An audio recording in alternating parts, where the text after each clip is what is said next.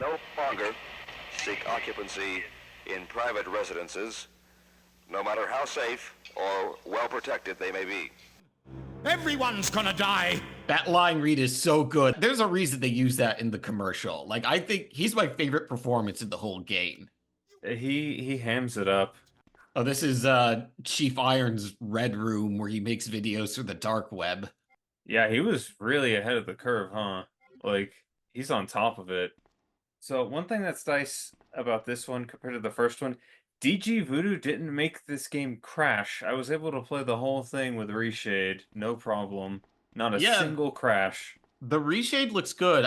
We both use the Classic Rebirth mod. I saw there was a thing called retro mode, so I toggled that on. Oh, Jesus. I forgot about that. Yeah, that's why I love that scene. Yeah, that's it's great. So good. That's great. I think the transformations are surprisingly good for PS1. Like that eye opening up, that looked awesome. Yeah, they do look really good. And seeing this again kind of remind like, oh, you didn't see characters do that sort of thing in PS1 games that often. You didn't see that sort of thing in video games that often. You didn't have the ability to animate crap like that. You know, the remake didn't have the zapping system. And I don't know why they called it the zapping system, but I think I miss it just for the name zapping system. The zapping system, I don't know. I don't really have an affinity for it like some people do. It's okay, but it doesn't really impact the game. It's just like if you don't kill the Marvin zombie, then he's there in the other campaign kind of thing. It doesn't do much. It gets up and kills. The people it kills get up and kill. The alligator's so cool. The alligator is great for its death scene. It's so awesome. God, they got stuff to die really good in this game. It's like my brother and I were really into horror movies. And so like here's this video game that, you know, looks like, oh my God, it looks like Dawn of the Dead.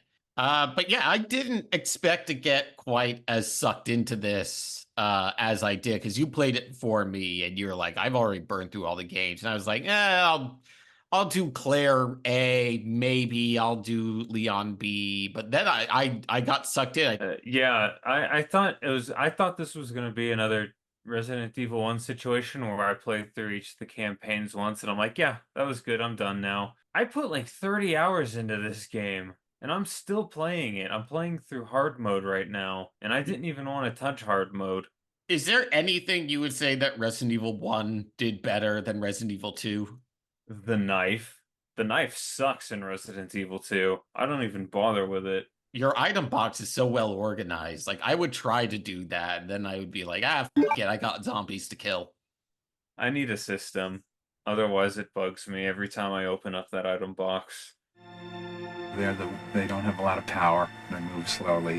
You can defeat them easily one at a time. Yeah, all of the cutscenes in Resident Evil 2 are so much better than the Resident Evil 1 cutscenes. Resident Evil 1 cutscenes, like, you got the FMV, which is cheesy, fun, but kind of, you know, a little, you know, whatever. And then anytime there's a CG cutscene in Resident Evil 1, it looks like it was made with a potato. And basically, 2 is just better. Pretty much better in every respect. It's the Street Fighter 2 of the series. No one has ever made that comparison before, right? I'm the first. Yeah, probably. I mean, I don't think anyone's ever compared Resident Evil 1 to Street Fighter 1. That would be kind of insulting. Resident Evil 1 is actually playable. Yeah, Capcom really actually did push like cinematic gaming and animation too. They were the first ones to mocap horses. God, I do not envy whoever had to, like, mocap a horse. Is this the guy?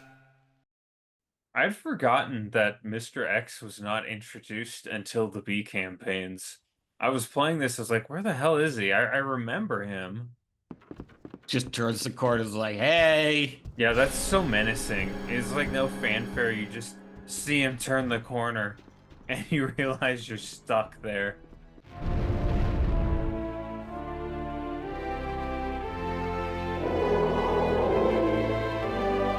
The thing in this game that stood out the most as a very Kamiya touch was the final fight with Mr. X in the B campaign, when he jumps out of the lava and they do that like choir orchestra sting That felt That was like a really good moment. that felt exactly like how they introduce bosses in Bayonetta. Like that theatricality, that felt like the most Kamiya thing. One thing Resident Evil 2 has is just a ton of crap to do in it. Not only does it have the 4 campaigns, it also has Fourth Survivor, Tofu, Extreme Battle with like 4 different characters, original mode. I'd never played Fourth Survivor before. That was pretty neat to play it, but damn, it is stressful. It's like way more stressful than the main game. I remember in school, I was having a hard time unlocking Fourth Survivor, and one of my friends was like, "Give me your memory card. I'll unlock it for you, and like you could play it." I was like, "Cool, thanks." And I remember playing it, being like, "All right, I'm this cool soldier guy. I'm gonna mow down these zombies," and then I just get my ass handed to me right away. Man, if you can't unlock Fourth Survivor, you sure as hell can't beat Fourth Survivor. Yeah, well, I did. I was 12. I didn't know that. Claire? What was that? Dude, I do not like Claire's weapons. I don't like how like just quirky they are. Like they're projectile weapons, they go over low profile enemies. You can't decapitate. Like Leon's weapons are simple and practical. Some people have been complaining about this release being, bare bones, but it's the game. It's there. It works. I think when you have the Classic Rebirth mod, it makes this like easily the definitive way to play the game. Like you can turn back on auto aim, you can add in quick turning, you could turn on tactical reloading, which isn't actually tactical. It's pretty much without any advantage whatsoever, except that it looks really cool. It looks so I cool, always play with it on. and like you don't have to open up a menu to do a thing. I don't think I've introduced myself yet. My name's Leon.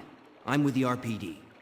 Man, I remember Resident Evil 2 just having the most insane like hype train around it back in the day. Like every video game magazine was talking about it. See, I didn't know about any of that. For me, Resident Evil 2 is just a game my older brother's friend brought over once. I played it for like 15 minutes, maybe, if even that.